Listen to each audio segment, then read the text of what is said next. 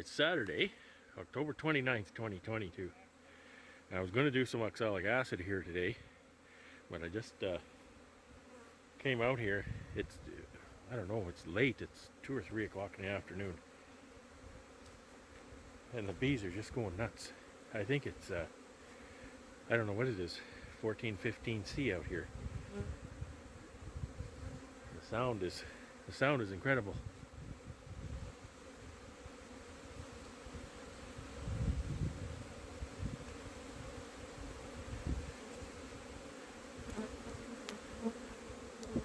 Oh, they're all over my arms. I just got stung a couple times.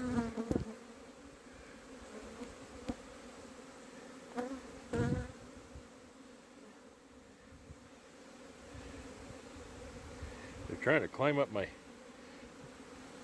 short sleeves, sting me in the arms.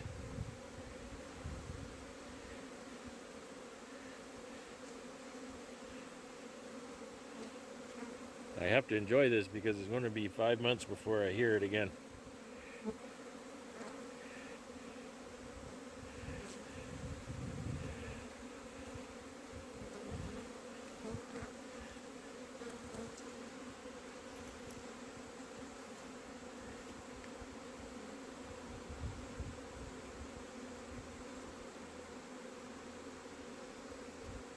Oh! I'm gonna have to go in. They're stinging me. I don't know why they're so mean right now. Look at that one.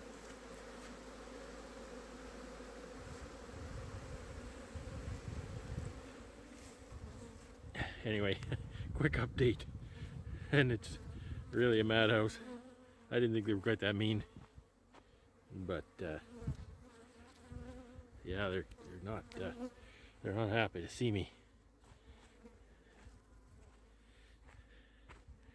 Crazy. I don't think I'm going to do oxalic acid right now. There's too many out. I don't know if I'll wait till later or maybe tomorrow. I think the temperature tomorrow is definitely going to be lower, but maybe warm enough to do it. And I have a bee crawling up my inside of my shirt, so I'm going to go and say have a great day and have fun. It's Tuesday, November the 1, 2022.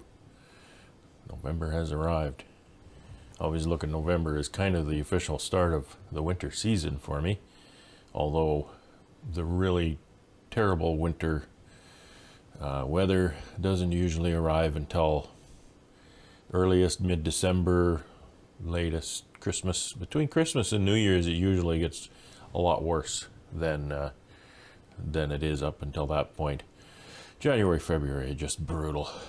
In March things can get wild, but things start to improve in March. Enough about the weather. Well, it did rain last night. And it's not super cold yet, but temperatures are starting to go down. I don't know what the forecast high for today is.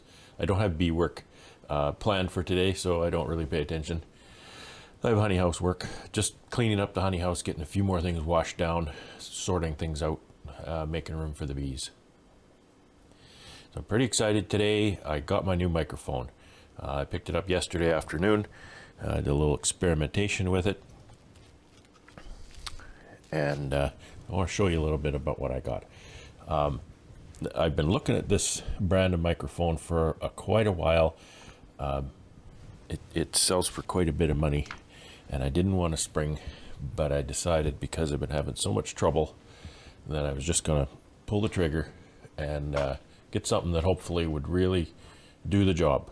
And it's for my benefit and yours, because as you know, when I don't have my microphone, you can't hear me. The audio quality is poor, so I need something reliable. When I'm doing my work, I can't spend a lot of time fussing with the technology in order to make YouTube video. It has to be pretty seamless, and this is, I guess as seamless as you're gonna get. That little Bluetooth one I had worked fine. It was a little goofy, had a proprietary camera software you had to use, but there was one really weird thing with it. occasionally I would download a video from the phone and put it in my software, and the audio and the video were not matched up, and so my sound of my voice was not matched up with my with the movement of my mouth. So that was really weird. I don't know why that was happening. But anyway, I was going to say that was a pretty good mic. For the money, it was about 150 bucks. Worked well. The sound was pretty good. It was convenient. It was just one little stick, Bluetooth connectivity. It always connected. So it's too bad it went through the laundry, because I was quite happy with it at the time. The last one I got, 28 bucks. You know, it worked fine. Worked fine for a while, weeks, and then it just stopped connecting. It won't connect to the phone anymore. So, you know, what are you gonna do? It's a paperweight now. So what I got was a Rode Go 2. Rode Go 2. So you can see the little VU meter there. This is the receiver, and I'll show you. This has two transmitters, so you can have two microphones, and you can configure them in different ways. So this is the microphone part. This is the transmitter part. So it actually does have a microphone right there, and it has a little dead cat windscreen, they call it, to put on there. And this has a positive lock, so push it on there and give it a turn. It's very fluffy, so it's kind of a little bit hard to do. Give it a little turn there, and it locks on. I think that's on there. Yeah, so it's on there. Trouble is, it kind of covers the top, and you can't see the markings, and there's status lights here. It kind of covers up. That's okay. It's no big deal. So every device, the receiver, the transmitters, they all have like a belt clip thing on here.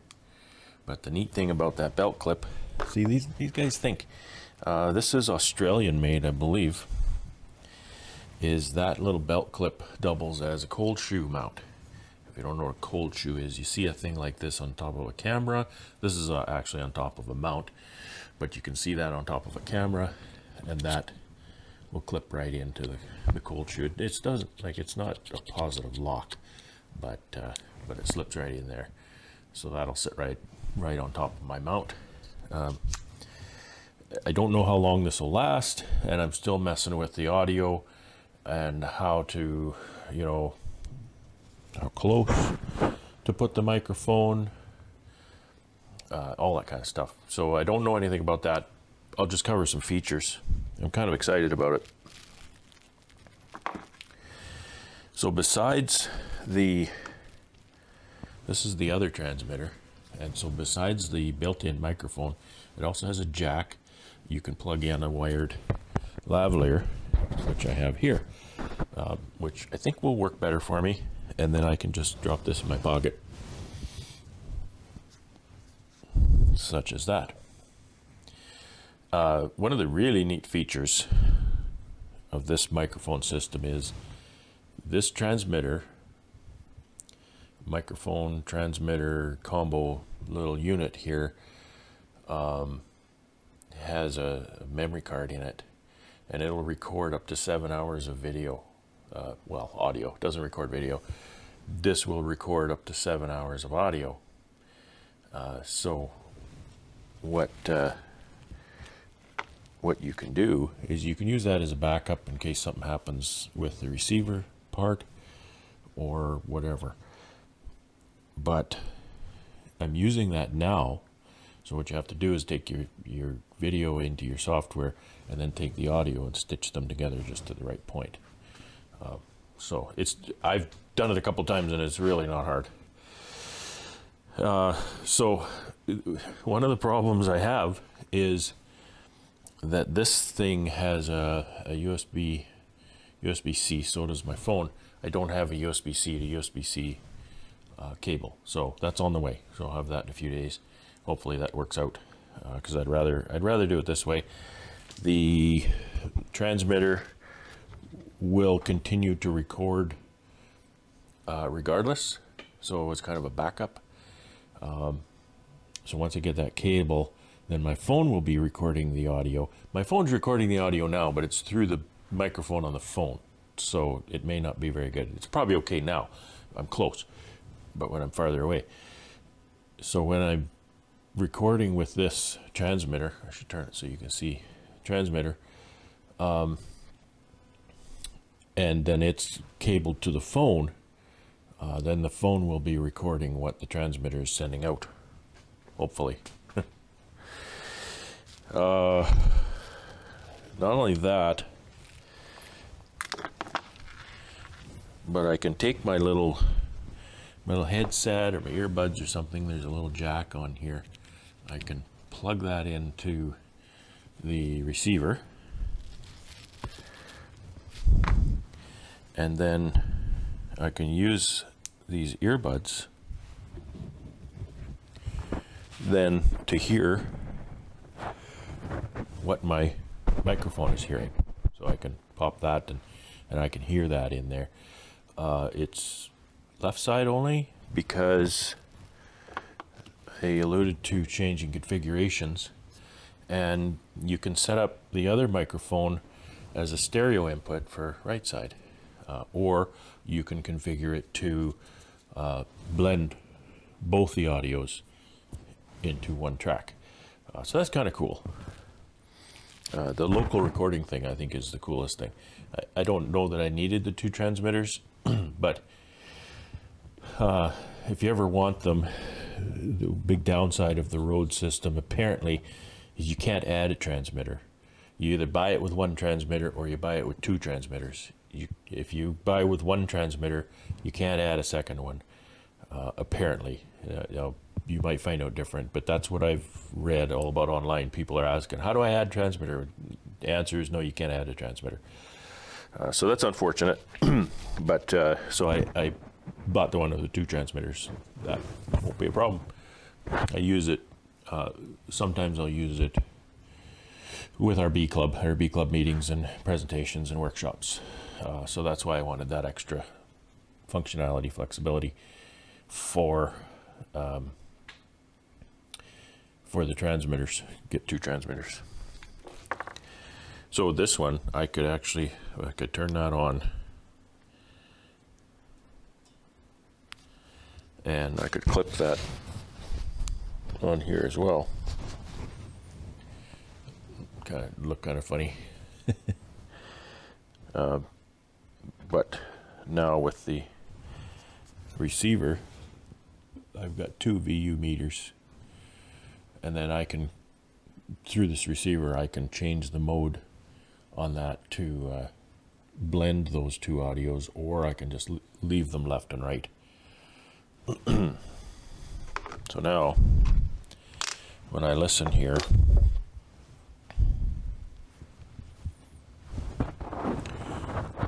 I should hear audio this side and this side, which I do. And what's really odd is it's backwards. This is left and this is right. So this is my right and this is my left. So my microphones are backwards. But it gives you a stereo effect. So that's just what it is. I'm not saying I'll use all these features every day for what I do. But it kind of shows you, just different things you get with, money. Spend more money, you get more features, right? You can plug it into you can plug this little deal into your computer via the USB-C, and you can use that as a, whoa, just fell off. You can use that as a microphone for doing Zoom meetings or whatever else on your computer. So that's a nice little bonus.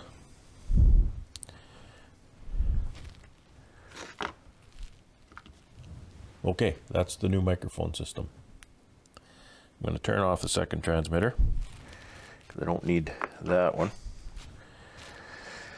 And honestly, I'm going to turn off the receiver because it's not recording out to a phone or a camera anyway. I'm just going to use the built-in memory card recording after the fact and put those two together in my software.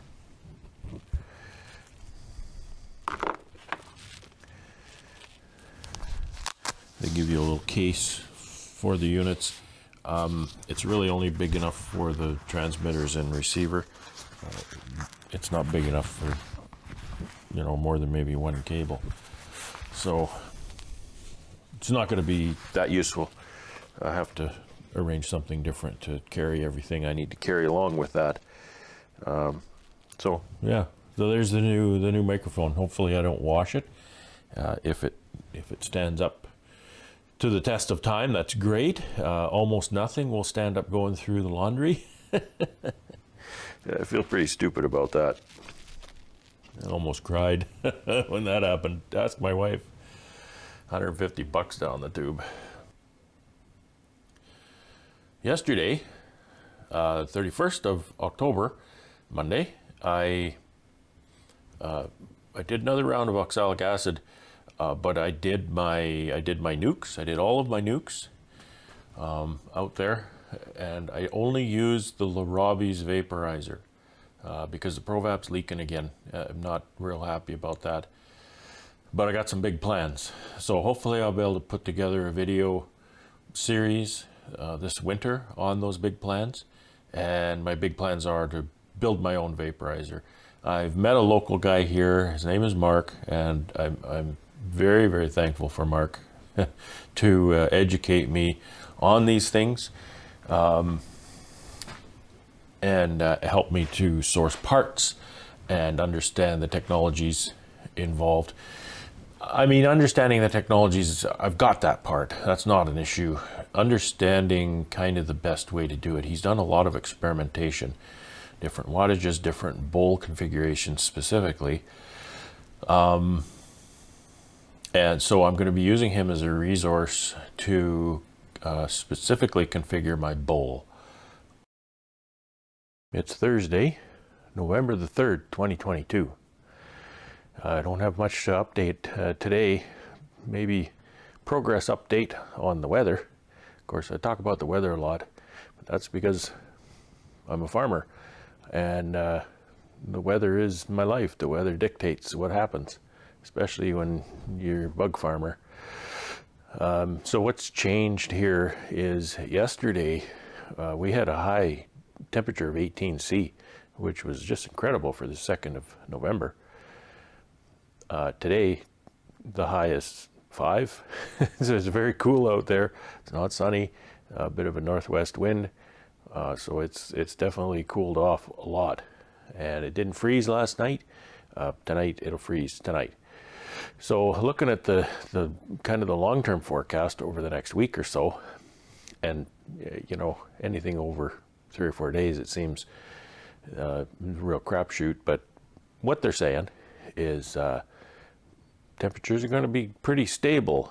Daytime highs of 5, overnight lows -5, in that range. So honestly, that's not cold enough to get the bees indoors. It's not cold enough to have to put the bees indoors. I believe the bees are fine outside in those temperatures. First of all, I had an epiphany, I think it was last year.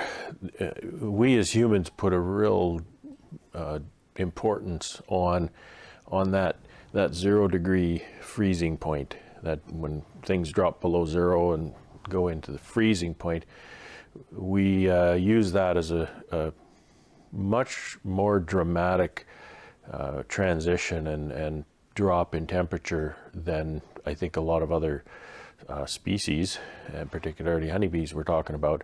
I don't think the honeybees really care so much that it's +2 or -2, whereas we do. There's a lot of other stuff involved. So I don't think -5, even -10.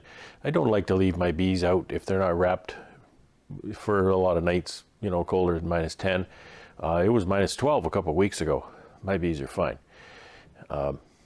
As temperature drops below about 4 C, they tell us that that increases feed consumption. However, the feed consumption goes up very slowly as the temperature drops.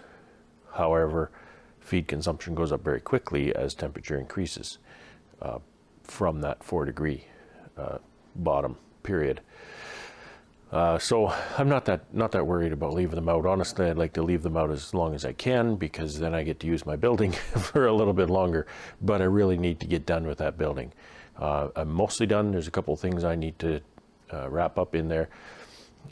Just some wash down, and today is a wash down day. I want to be done washing down because I have to bring the hose in again tonight so it doesn't freeze.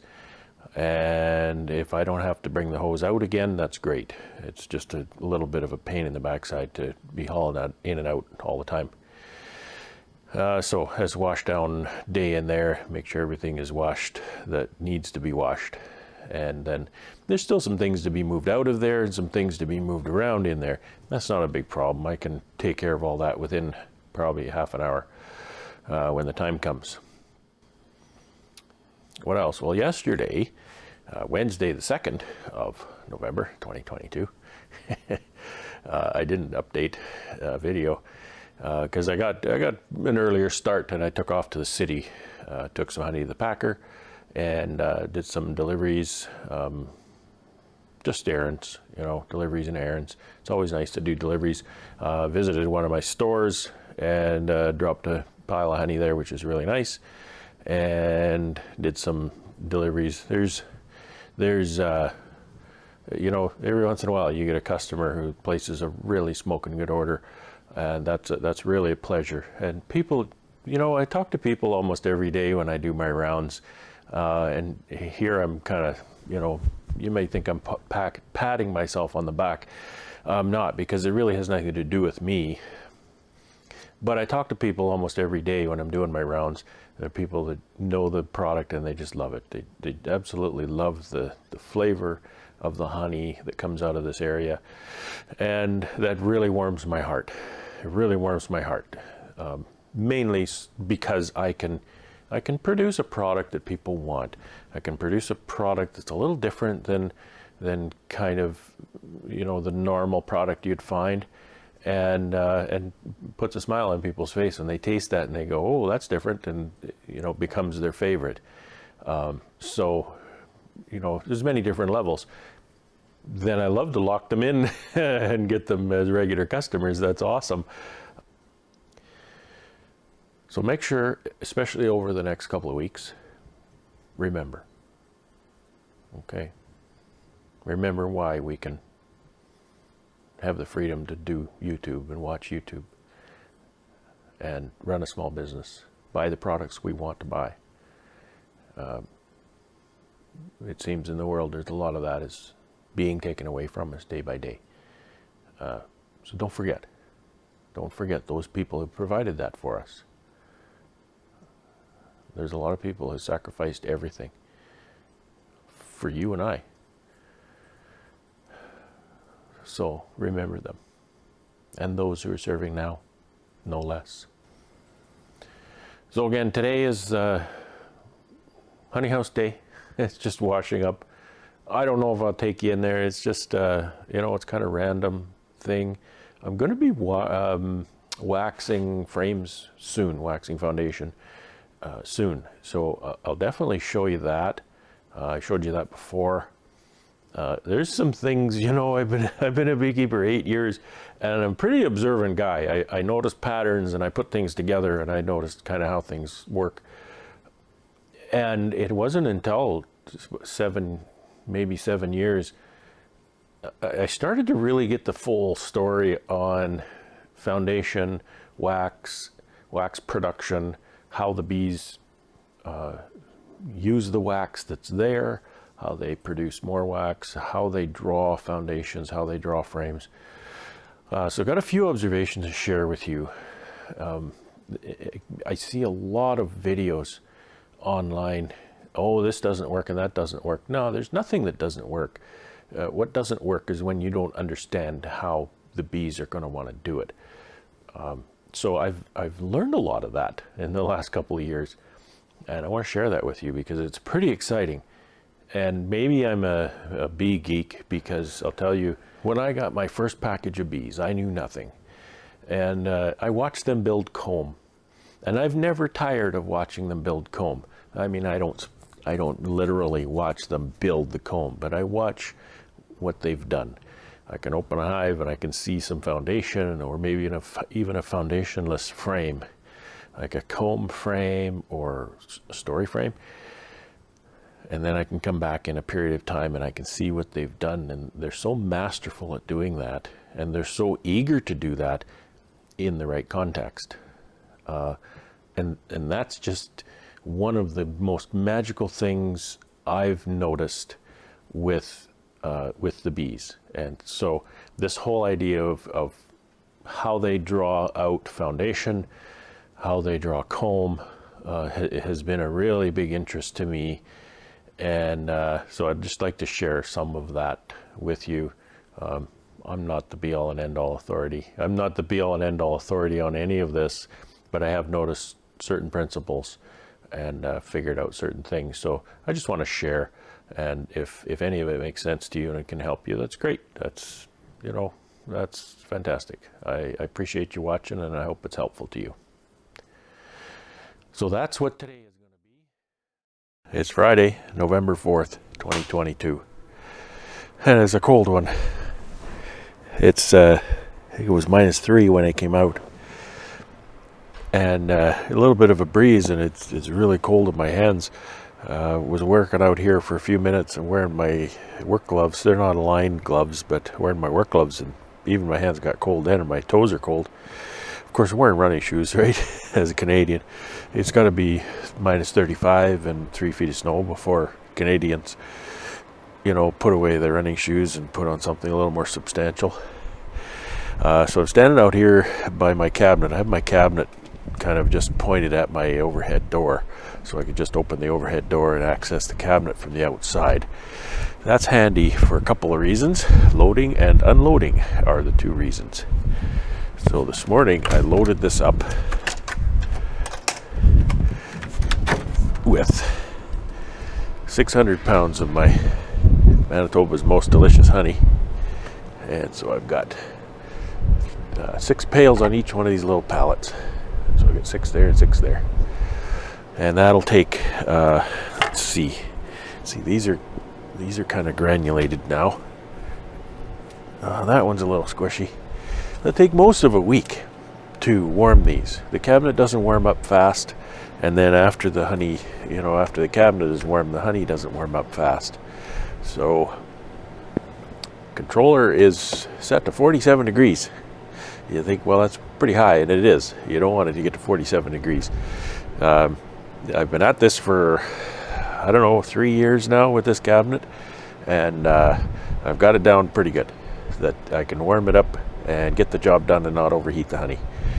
You see in the back here, this is the sensor for the controller, and in the back, that's my monitor. It's just a weather station room sensor that transmits from there over to the house to the internet connected device, and I can look at that on my smartphone or my PC. I can see what the temperature is doing in here, so then I can see when that temperature ramps up, gets to 47, and how long it holds at that temperature. And I'll tell you, it takes about 12 hours. I think it takes about 12 hours for that to get up to temperature. So I'm going to close that up now. Oh, you say, well, what's heating it? Well, down here I have 4 150 watt incandescent bulbs down underneath. I have to take the screws out in the end to get at that. And then there's 2 fans. There's a fan on each side, one there and one there. And what you can't see is there's you could just barely see it here. There's a there's a boot, a register boot that you would have just in your house right there on each side. So the fans blow the air away from the lights and up through the boot. And then this is a cavity in the back, and that's a duct that goes all the way down the back and in the bottom, so the air circulates down through the bottom and blows up through the boots. So it's actually pretty even heat in there. The fans run continuously. The light bulbs turn on and off with the controller. The controller turns the light bulbs on and off. So this actually works really great. And I have a little pilot light. I can see that my heaters are on because I can see the lights through the crack. That's my pilot light. I also have a pilot light here. There's a little pilot light. And this is my master switch. So the master switch has a pilot light to tell me that the unit is on in its entirety. And a couple quick little catches and it's ready to go. There's one, what did I put? 1 inch of polystyrene around the whole thing. It ain't a thing of beauty. It's built largely out of scrap lumber, to be honest. And yeah, it works great. So I'm going to go into Honey House here and I'm going to wax some more frames. Okay, I got my frame waxing system set up again here. I've got a few little mediums to do. I'm still using this giant roller, which this was an experiment. I'm finding that that's not really the thing to use.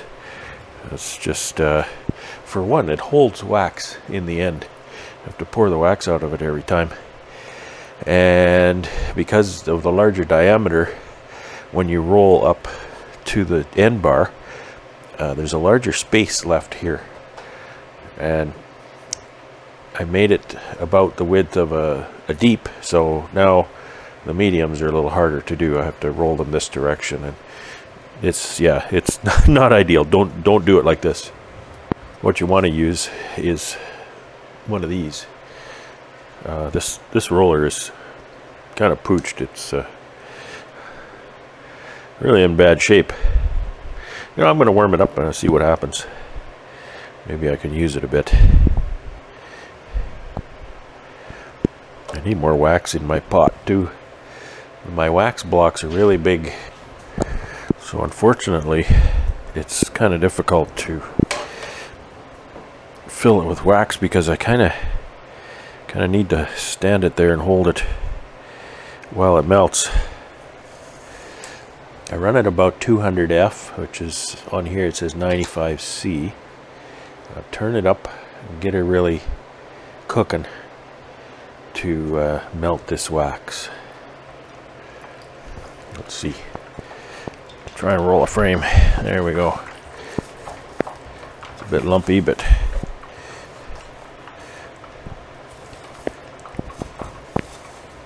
now I very much overthink this, so if you're overthinking it worse than I am, you're overthinking it way too much. I know I put on sometimes too much wax, and I put on more wax than a lot of people would tell you to put on.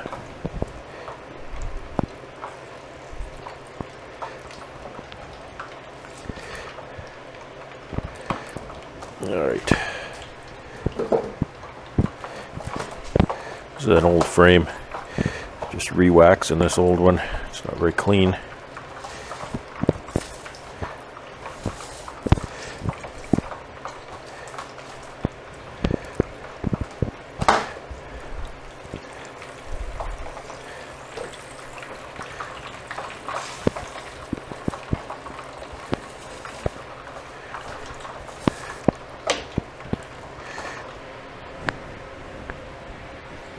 Well, you get the idea of that. And so I'm probably just going to spend today doing this. As I said, I've got quite a few to do. I've got a few hundred. And I should be using up quite a bit of wax, which is good. That's a good use for it. It doesn't cost me anything because it all comes back. And so it's Friday. Looking forward to the weekend. And I hope you have a great weekend. Thanks for watching. Have a great day and have fun.